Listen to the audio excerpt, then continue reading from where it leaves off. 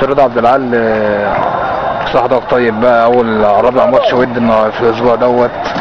النهارده كسبنا دمنهور، بدانا بوحافه وبعد كده غزل شبين، اتحاد بسيون. حضرتك كنت شايف الاربع مباريات ضمت ازاي يا كابتن؟ يعني هو طبعا ده الاربع يعني في الاول انت نسيت بسم الله الرحمن الرحيم وكل سنه وانتم طيبين، وان شاء الله عام سعيد علينا وموسم ان شاء الله زي الفل ان شاء الله بامر الله يا رب.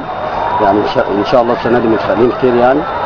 الحمد لله رب العالمين. احنا الاسبوع دوت عملنا 4 ماتشات، اولها وحافه، ثاني ماتش اللي هو غزل شبين، ثالث ماتش اللي هو اتحاد بسيون، ورابع ماتش النهارده دمنهور. بنختم الاسبوع بمباراه قويه مع تيم محترم، جهاز فني محترم، فرقه محترمه وبتلعب ماتشات قبلينا والكلام ده.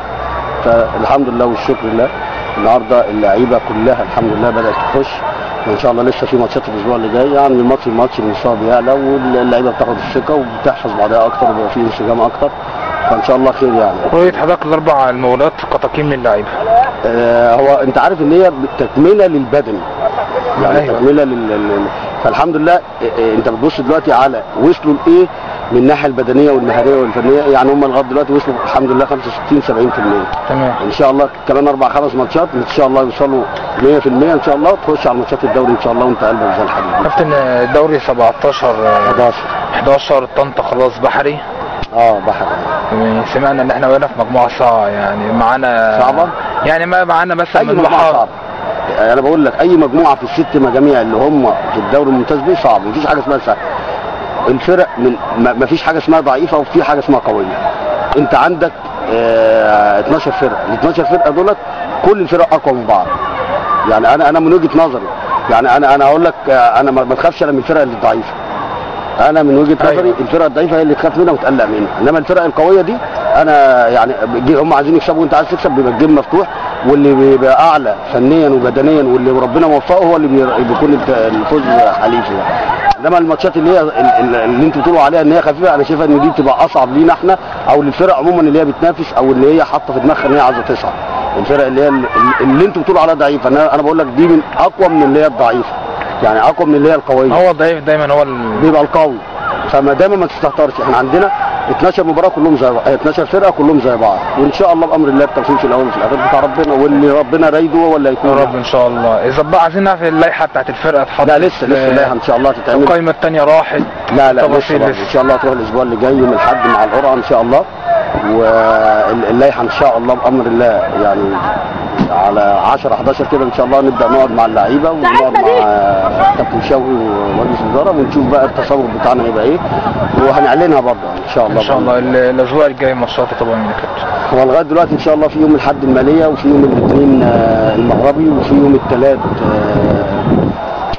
ان شاء الله بترول اسكندريه، وهم دولت اللي لغايه دلوقتي اتعملوا. ان شاء الله بامر الله يا اما نشوف بس نعمل الاربع ولا الخميس، يعني ما نشوف لسه عشان ندي اللعيبه راحه بقى وتبدا ايه تريح لعيبتك عشان يجوا لك من اول اسبوع في الجيم. توفيق ان شاء الله كابتن، ربنا يبارك لك. وانا سعيد بيكم وان شاء الله بقول لجميع الالتراس الزملكاوي والطنطاوي ما تزعلوش، وهي دي كره القدم ومكسب وخساره. تعليق كابتن رضا عن المباراه، شايف الماتش ازاي؟ اصل انا قلت تعليق ناس كتير هتزعل يعني، بس انا بقول الجمهور محمل الكابتن حسن دي. الجمهور؟ جماهير الزمالك في ناس كل اللي بيكلمني يقول لي الكابتن حسن، لا مش الكابتن حسن، في نجوم في الفرقه، النجوم دي بقى لها فتره، طب فين هي؟ الملايين اللي هي هتدفع لهم دي اين دورهم في المباراه؟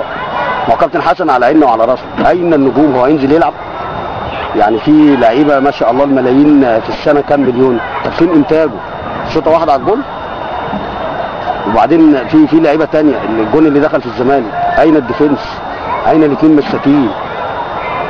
فانا بقول ان خير، ويمكن ده يفوق اللعيبه ويفوق بس بطوله يا كابتن ما فيهاش افكار. انا معاك هي بطوله بس المشكله ان نادي الزمالك وجماهيره احتفلوا بالمكسب قبل ما يلعبوا، دي مش هقول لك لا.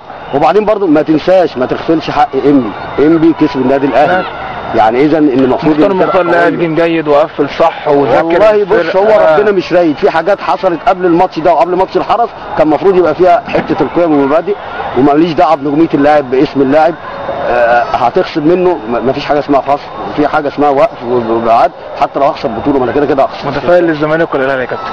لا الدوري صعب السنه دي، اصل السنه دي اقول لك على حاجه برضه، هناك برضه في النادي الاهلي في تلطيش، يعني في كميه نجوم كتيره، الراجل مش عارف يعمل انسجام، مش عارف يعمل تراب، واخد بالك؟ فبرضه الدنيا هايجه، بدليل ان هو خرج بطولتين في اسبوع، واخد بالك؟ اذا الدنيا مخبطه، اللي هو بقى هيبقى اهدى وجمهوره هيسانده كويس، اعتقد ان الدوري هيبقى من نصيبه. يلا هو ولسه مشوار طويل، مكتوب علينا نخسر كله. لا بالعكس والله، انت ما تعرفش الخير فين، يعني ما تعرفش الخير فين. يا كابتن ده عايز اقول لك برضه، اصل في ناس برضه طلبت بحسام حسن لا ما حصلش، لا بص، لا ده كتبت في المسا امبارح، اصل كتبت على لسان الناس، انا كنت في الماتش ما حصلش حد نادى لحسام وليه ما حصل، كل هي بعد الماتش مش بعد الماتش، ما بعد الماتش ما حصلش، بعد الماتش تقفل اللعيبه. يعني طب ما كابتن حسام ابراهيم ما مسك كاس مصر وخسر من الاهلي 3-1، ادي للراجل فرصه يا كابتن حسن، يعني ما حدش ندى وطالب. انا مش تقليل من ابراهيم وحسام، انا عايز اقول لك ان الكوره دايما مكسب وخساره، فالنهارده مش بتاعتك بكره تبقى بتاعتك. بس يا كابتن هو يحسب على الجهاز الفني وعلى اللعيبه المجلس الاداره ان احنا خسرنا البطوله دي بطوله المئويه، دي رقم واحد. حاجه ثانيه، الجمهور اللي كان موجود ده هيحزن، معلش يحزن. انا لو عيل عنده 12 سنه هينزل يلعب، هياكل، انا معاك، بس برضه ده تحمله للعيبه نفسها. ما هو كابتن حسن، انا برضه هقول لحضرتك ان يوم ماتش الحرس حازم امام كان فايق قوي، احمد حسن كان فايق قوي، احمد جعفر ما كانش موجود، شيكابالا، فين الناس دي في الماتش الاخير؟ الراجل انا لو منه هحتار اغير مين ولا مين. الناس بتقول لك علاء علي، ما تذبحوهوش، ما الراجل لو شايف ان كان في على الدكه احسن من علاء علي كان نزله، شايف ان الناس اللي في الملعب ما كانش هيغير.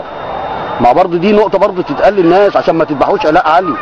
علاء علي لو بياخد الثقه اللي في لعيبه ثانيه بتاخدها، انا بقول لك السنه اللي قبل اللي فاتت والكلام دوت انا قايله من فتره، علاء علي السنه اللي قبل اللي فاتت لما الزمالك كان في المركز ال 13 اللي جابه من المركز الثاني علاء علي. يلا خير، عشان الناس بس ما تنساش وتغفل حق الراجل ده او تذبحه، ده لعيب محترم وبيحب النادي، بس هو نزل في ظروف صعبه لان اللعيبه برده ما شافتوش في الملعب. يلا خير الحمد لله. يلا الحمد لله، وان شاء الله تتعوض ان شاء الله. ان شاء الله.